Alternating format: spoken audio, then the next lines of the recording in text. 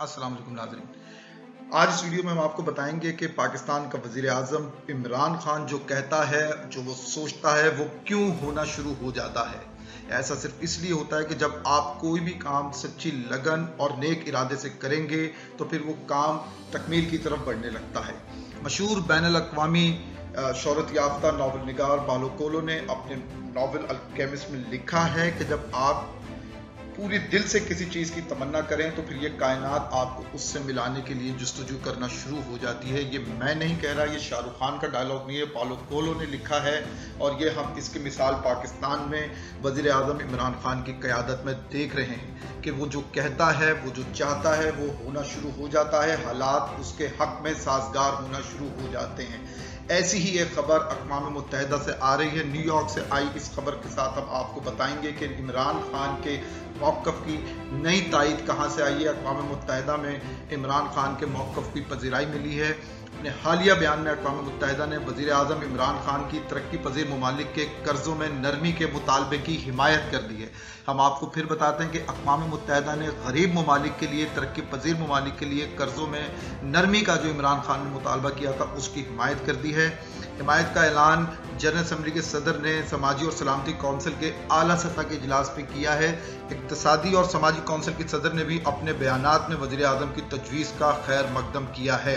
नाज़रीन, ये पहला मौका नहीं है कि जब दुनिया ने इमरान खान की बात को तस्लीम किया हो या उसकी बात को तस्लीम करना पड़ा हो। हम आपको इस वीडियो में ऐसी बातें बताएंगे, ऐसी कई बातें बताएंगे कि जब दुनिया को देर से सही मगर इमरान खान के मौक़िफ़ को तस्लीम करना पड़ा। इमरान खान का वो मौक़िफ़ जिस पर पूरी दुनिया, पाकिस्तान के अवाम, सियासी जमातें उनकी मुखालफत करती रही, लेकिन इमरान खान डटे रहे और बिल आखिर वक्त लगा लोगों को समझने में, दुनिया को तस्लीम करना पड़ा कि इमरान खान ने जो सोचा था, जो कहा था, मुतालबा किया तो वो दुरुस्त था।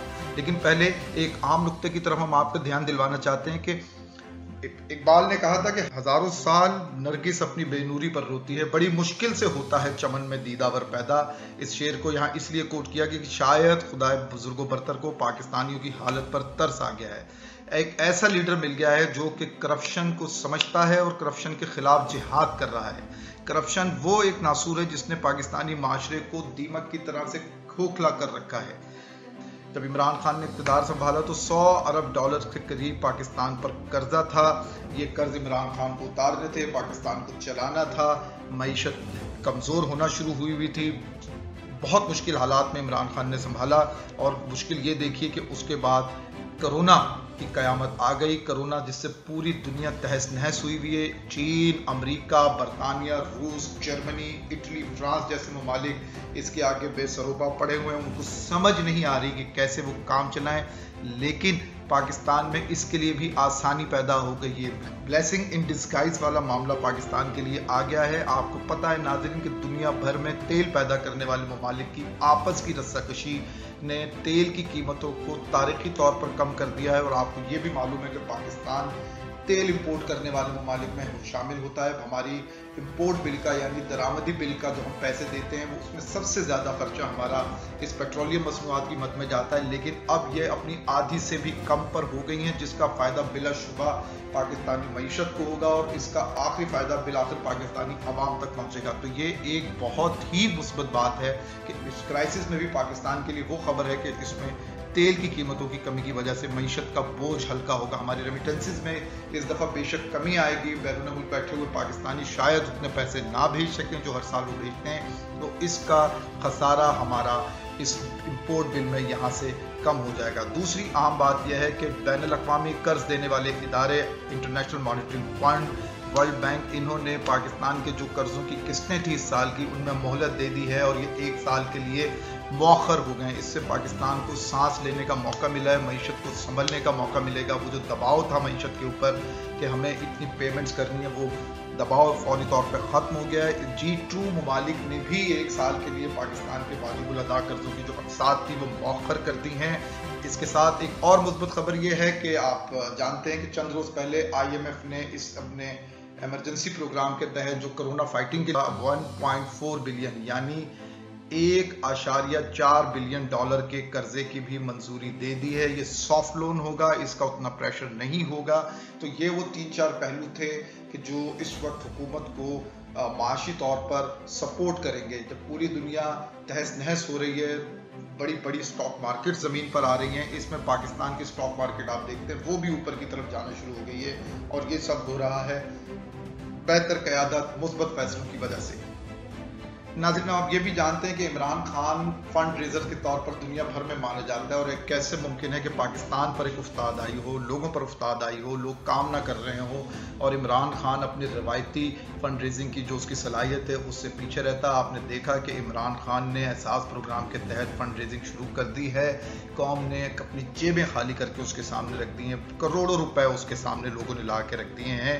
इससे ये बात साबित होती है कि पाकिस्तान ने अपनी सिमत का तयन कर लिया है, पाकिस्तानियों ने अपनी सिमत का तयन कर लिया है। पाकिस्तान रमज़ान के मुकद्दस और बाबरकत महीने में बना था, और इसी महीने में, इन्हीं दिनों में पाकिस्तान इंशाअल्लाह टेक ऑफ की पोजीशन पर आएगा और टेक ऑफ करेगा।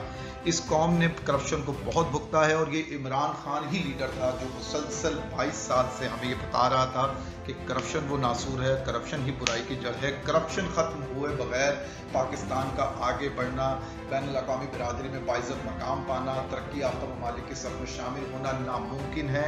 और अब हम देख रहे हैं कि इमरान खान करप्शन के खिलाफ जिहाद कर रहा है, उसको मुखालफत का भी सामना है, मीडिया के कुछ हल्कों से उसकी मुखालफत होती है, सियासी जमातें उसकी मुखालफत करती है, नून लीग उसको सियासी इंतकाम कहती है, पीपल्स पार्टी सियासी इंतकाम कहती है, लेकिन मामला ऐसा नहीं है। आप अभी पिछले चंद दिनों में होने वाली अगर डेवलपमेंट्स को देखें तो इमरान खान ने अपने राइट हैंड जहांगीर खान तरीन को खुद लाइन लगा दिया। जहांगीर खान तरीन अब पूरे सिनेरियो में कहीं नजर नहीं आ रहे हैं, मुंह छुपाते फिर रहे हैं, बदाते देते फिर रहे हैं, और ये सब हुआ है आटे और चीनी के जो गुज़श्ता महीनों में बहरान आया, उसकी तहकीकाती रिपोर्ट के बाद उसमें इमरान के करीबी लोगों की तरफ भी उंगलियां उठी, जिसमें जहांगीर खान तरीन, जिनको डिफेक्टो नायब वज़ीर आज़म कहा जाता था, यानी वो नायब वज़ीर आज़म नहीं थे लेकिन उस तरह के इख्तियारात इस्तेमाल करके बहुत अहम फैसलों में शरीक होते थे और करते भी थे, वो अब हमें कहीं नज़र नहीं आ रहे। इमरान ने खुद को उनसे ताल्लुक़ कर लिया है। अब उसकी फॉरेंसिक रिपोर्ट के बाद हम देखेंगे कि उस पर क्या मज़ीद एक्शन लिया जाता है। इमरान काबीना के एक और अहम वज़ीर जो हर हुकूमत का हिस्सा होते हैं, बहुत बाइख्तियार फैमिली से, पावरफुल ख़ानदान से, खुसरो बख्तियार की फैमिली का नाम भी इस रिपोर्ट में आया हुआ है। खुसरो बख्तियार को खुद मुश्किल का सामना है। एक पाकिस्तान के टॉप बिजनेसमैन रज़ाक दाऊद, जो कि मुशर्रफ से लेकर आज इमरान खान तक की कैबिनेट में कहीं ना कहीं आम पोजीशन पर होते हैं, हुकूमत की फैसला साजी में होते हैं, कारोबारी तबके के मफादात के लिए हुकूमत को मजबूर करते हैं, उनका नाम भी इस रिपोर्ट के अंदर है। उनके माथे पे भी पसीना छूटा हुआ है। ये सब हुआ है इमरान की वजह से कि इमरान ने हाईजैक करने वालों से हाईजैक होने के बजाय उनके खिलाफ एक्शन लेने के लिए ठानी है। और अब हम देखते हैं कि ये रिपोर्ट जब सामने आएगी तो मजीद इक़दाम होंगे और लोगों का इमरान पर एतमाद बढ़ेगा और लोगों का पाकिस्तान पर एतमाद बढ़ेगा। इसके साथ ही हम आपको बताएं कि एक और पेंडोरा बॉक्स है जो खुलने जा रहा है, वो है IPPs, यानी जो प्राइवेट पावर प्रोड्यूसर्स हैं, बिजली बनाने वाली प्राइवेट कंपनियां हैं, उनके जो पाकिस्तान से मुआहदे हैं वो कुछ इस तरह के कॉम्प्लेक्स हैं और उनके फ़ायदे में है कि वो हज़ारों अरब रुपए पाकिस्तान से इजाफी तौर पर ले चुके हैं। इमरान ने इस पेंडोरा बॉक्स में भी हाथ डाल दिया है। इसको यहाँ भी बड़ी बड़ी मछलियों का सामना है। जी हाँ, यहाँ भी बहुत बड़े बड़े नाम सामने आ रहे हैं। एक दफ़ा फिर रज़ाक दाऊद, उनकी कंपनियाँ जो अरबों अरबों अरबों रुपए कमा चुकी हैं, जिनको बिलियंस ऑफ डॉलर में वो नफ़ा खा चुकी हैं। इसी तरह इमरान के जो पेट्रोलियम में मुशीर हैं नदीम बाबर, उनका कॉन्फ्लिक्ट ऑफ इंटरेस्ट भी है रज़ाक दाऊद की तरह। उनकी अपनी पावर प्रोड्यूसर कंपनीज हैं, रज़ाक दाऊद की भी हैं। इन दोनों ने बहुत पैसे बनाए हैं। नून लीग से करीबी ताल्लुक रखने वाले मुस्लिम कमर्शियल बैंक के मियां मंशा का नाम भी आ रहा है। उनकी भी कई कंपनीज हैं जो बिजली बनाती हैं और उन्होंने एक रिपोर्ट, इस रिपोर्ट के जो कुछ मंदरजात अब तक सामने आए, इनमें सबसे ज़्यादा पैसे बनाए हैं। इन सबको इस वक्त अपनी पोजीशन की और अपने पैसे की पड़ी है कि रिपोर्ट आने के बाद देखें इमरान इनके साथ क्या करता है।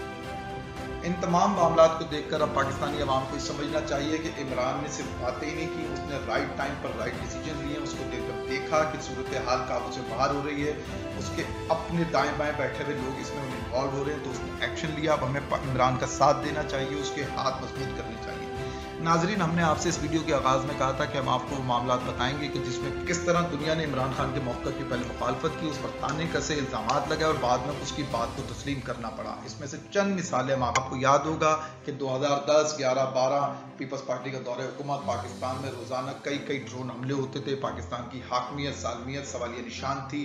कोई पूछने वाला नहीं था, सिवाय रस्मी एहतजाज के दफ्तर खारजा की तरफ से, सियासी क़यादत की तरफ से कुछ नहीं होता था।